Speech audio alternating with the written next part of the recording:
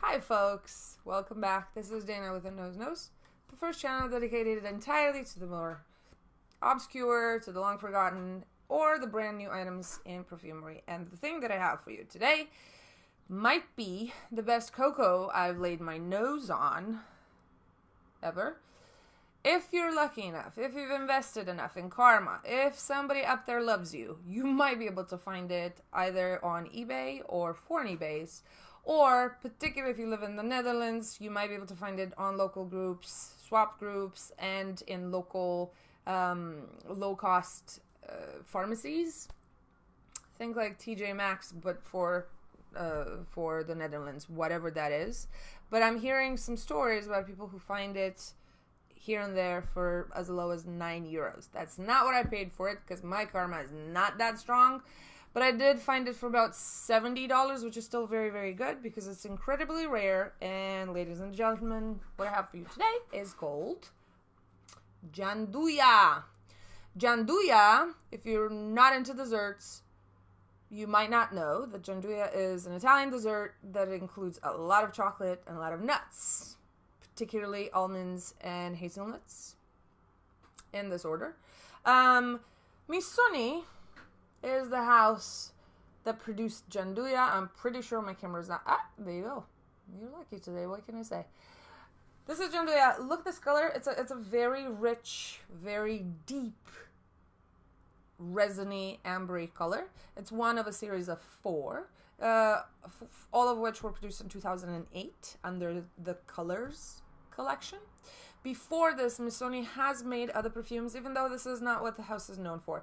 Missoni is known for their textiles, for their knitting techniques. So they create knits, and they're very expensive, very well regarded internationally. But some people may know that starting in 1981, Missoni also started producing some fragrances, 18 in total. And back in the day, they used to hire perfumers that we all now came to know as very talented, Maurice Roussel being one of them. So the first perfume ever produced by Missoni was under the creative direction of Maurice Roussel. And it's a fantastic juice. But that's for another story. Today, we're talking about Gianduia. All of the 4 are very hard to find, but Gianduia is the rarest and the most sought after because it's chocolate. And this is the type of gourmand that only an Italian could make, in my opinion. I am very partial to Italian perfumery. This is centered on cocoa. And if you go on Base Notes or Fragrantica, all you find is cocoa. And they're actually showing chocolate. And amber, which we all know can be anything. I'll tell you what my nose finds in this and why it tickles me in all the good places. That doesn't sound very safe or PG rated, but you know what I mean. All right, so I am smelling the cocoa. I am smelling a very roasted but also fleshy cocoa, and the fleshy part comes at the end with a very interesting note that I'm going to mention a little bit later. The amber, I am guessing, is made of a combination of LME or benzoin. I know they're different, but it's a little bit hard to tell because this is a very blended perfume. And a tonka. Also, I'm smelling some sort of Peru balsam because there's some terpenic and propolis notes in this. Slight, but they're there. I smell the nutty aspects. I do smell hazelnut, but it's a rather green hazelnut. And I also smell, instead of almond, I smell the inside of an apricot pit. Those of you who grew up in third world countries maybe know that inside the apricot, there's a hard pit. If you wait for long enough for it to dry, you can do 2 things with it. Either you can rub it against a rock until a very, very tiny hole is created, and you can use that as a whistle, and it's pretty effective. Or you can crack it and eat the insides, and more often than not, they're very bitter, but they're very aromatic.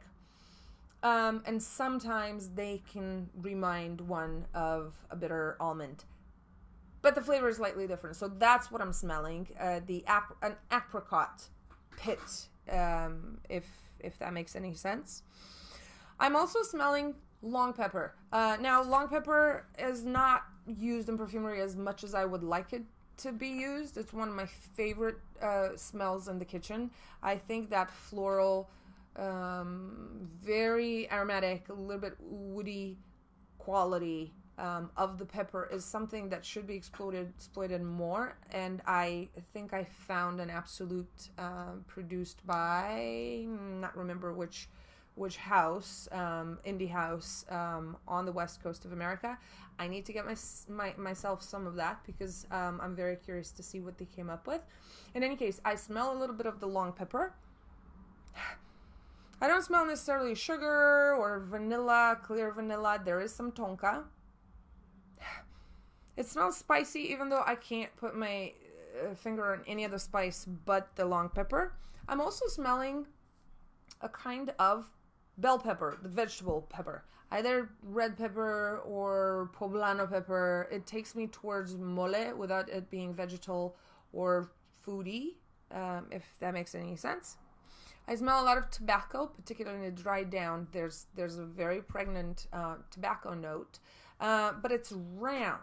It almost makes me think that there might be a tobacco flower somewhere underneath there, because you want to close your eyes and feel like you're in a private library with like dark green walls, and there's a deep leather chair, the whole shebang, right? And there's a globe there, and you know, you're wearing a silk robe and smoking some pipe tobacco. I don't know. One of those completely classic pictures. They do come to mind when wearing this, or when you've worn it for long enough to go into the dry down. And the last note that I want to talk about is what I mentioned at the beginning. The fleshy part of the cocoa comes out as a yeast note. When I say yeast, I mean that thing that you pour some warm water on top, and then let it activate with a little bit of sugar to use as a rising agent when you make bread or you bake stuff. If you've never used it, then just imagine wet flour or wet bread. There you go. If you've let it sit for a little bit. So there's that a little bit lactonic, but powdery, bready, doughy kind of smell. And I think that comes from the flesh of the cocoa. I smelled it once in the jungle somewhere in El Salvador. So that's what it reminds me of. When it comes to performance, for me, the Missoni fragrances are kind of the same. They're not very aggressive, but the projection is liquid. It's not quite airy because there's some body there. It's almost liquid. It does stay close, so maybe it's in inches, I don't know, half an arm. It does follow you loosely around, so there is a little bit of sillage, and the longevity is performing really well. First puff, there's the intensity of the chocolate, which is not really chocolate. It's a composed chocolate accord with cocoa, and that lasts about 20 to 40 minutes, which is a long time for top notes, after which it settles and the evolution is not very dramatic. It just becomes more and more dry of the same thing, and that lasts up to 7 hours or so, and that's where the tobacco, the boozy impression, the drier, deeper, more balmy accords come into play. The overall effect also has an animalic vibe to it. I can't really pinpoint any particular ingredient or note, but there is something fleshy as in body that's been lived in. So it's a sexy fragrance. It's a gourmand fragrance without it being sweet or sickly. You don't feel like you need to go scrub your skin because everything is sticking to you. Your eyes don't water. Your teeth don't clench. This is not a dessert perfume. It's a very mature chocolate fragrance, entirely unisex, and hard to find. So, this was Gianduia by Missoni, one of 4 in the Color series that came out in 2008. If you find it, get it. Thank your karma. And if it's not working for you, I'll leave you my address. You know where to find me. Send it. Invest in your karma. I will buy it. That's it. So, if you like what I have to say, if you're interested in finding out more about obscure, long forgotten, or brand new, nobody knows about them, items in perfumery, you know what you gotta do. Subscribe below. Leave me your comments, and I'm willing to share. Because I do invest in my karma too. So if you're very, very interested and you're in the US, you're a chocolate collector, and you know me from the forums, I'm more than welcome to puff on a coffee filter and send it your way. I don't know what I'm getting myself into, but you know what I mean. How about first 5 who are interested in this? I'm gonna I'm gonna puff on a coffee filter and send it your way. How about that? My contribution to the universal chocolate karma. Mwah! Kisses to everybody. Have a very, very good weekend, and I will see you next time.